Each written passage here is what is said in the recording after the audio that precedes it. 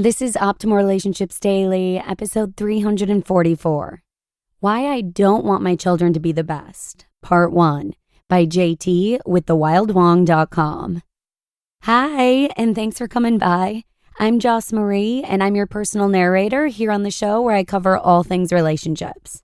And if you'd like to learn more about my show or any of the other 4 shows in our network, you can do so right at oldpodcast.com. Lee and Justin actually had the site revamped a few months ago, and it looks pretty sharp. But with that, let's get to part 1 of guest author JT's Post and start optimizing your life. Why I Don't Want My Children to Be the Best, Part 1, by JT with thewildwong.com. My 8-year-old daughter Zuzzy dribbles to her right in a hunching gallop like a wounded wildebeest before she bounces the ball off of her foot. Moments later, a teammate passes to her. The ball somehow squeezes through her delicate outstretched arms and rolls onto her face before bouncing onto the hardwood floor. She freezes, not knowing what to do with the ball drumming at her feet. On this cold winter morning, I huddle amongst a cluster of parents. For my amusement, I tallied the amount of hours and cost of private coaching it would take for her to make the Stanford team. Picture this. Fresh off an academic All-American season at Stanford, she's ready to start her internship at Snapchat before starting up her own multi-billion-dollar business. What a dream. Who wouldn't want this for their children? Me. Why not? You've heard of the saying, keeping up with the Joneses?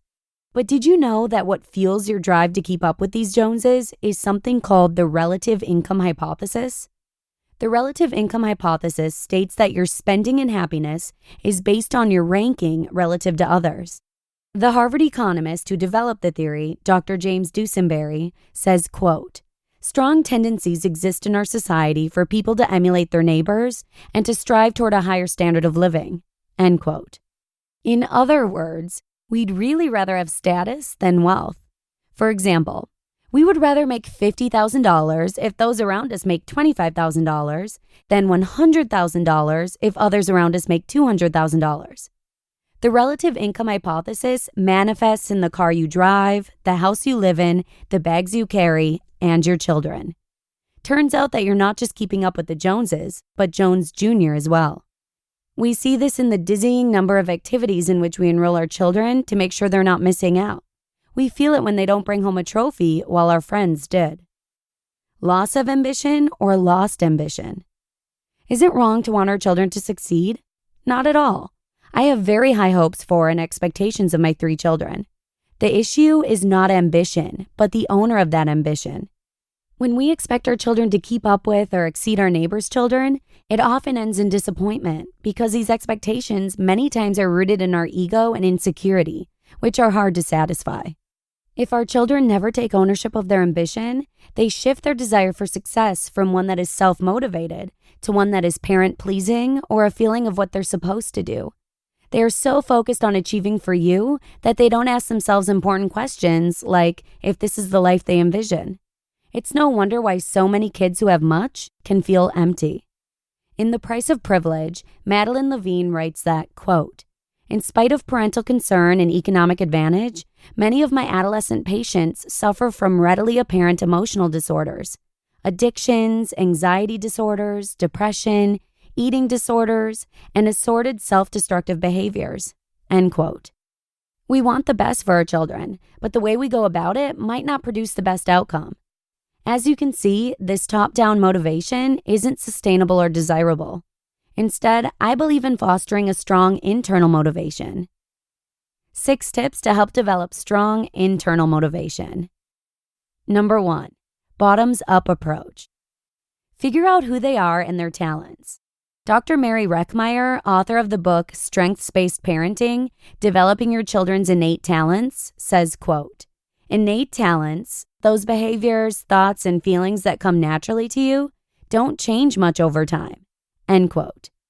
In other words, from a talents perspective, your children are pretty much who they will be. What are your children drawn to, and what do they pick up easily? Encourage achievement in those areas. One important benefit of a bottoms-up approach is that it encourages you to spend meaningful time engaging with your children. Number 2, hear that in tomorrow's episode. You just listened to part 1 of the post titled, Why I Don't Want My Children to Be the Best by JT with thewildwong.com. JT is a guest author on Kristen Wong's site who writes about family and financial education. And you can actually check out his blog to see more of his work if you'd like, right at justmakingsense.com. And just real quick in reference to today's post, I find the bottoms-up approach that JT points out in tip number 1 to be very intriguing. I think sometimes as parents, we get wrapped up in trying to encourage our littles to enjoy sports, hobbies, or activities that we've already pre-selected for them, rather than letting them naturally gravitate toward and focus entirely on the talents that come naturally to them. And I know sometimes this is hard. Like, I pray almost every single day that Talon doesn't want to play football because I fear the likelihood of concussion or brain injury. But I'm going to go ahead and note this in as many places as possible and try not to forget it as he grows older so that he can choose what he wants to do and it's not about me. But with that, let's go ahead and finish on up. Thanks for joining me. Have a good one. And remember to come on back again tomorrow for part 2 of this post, where your optimal life awaits.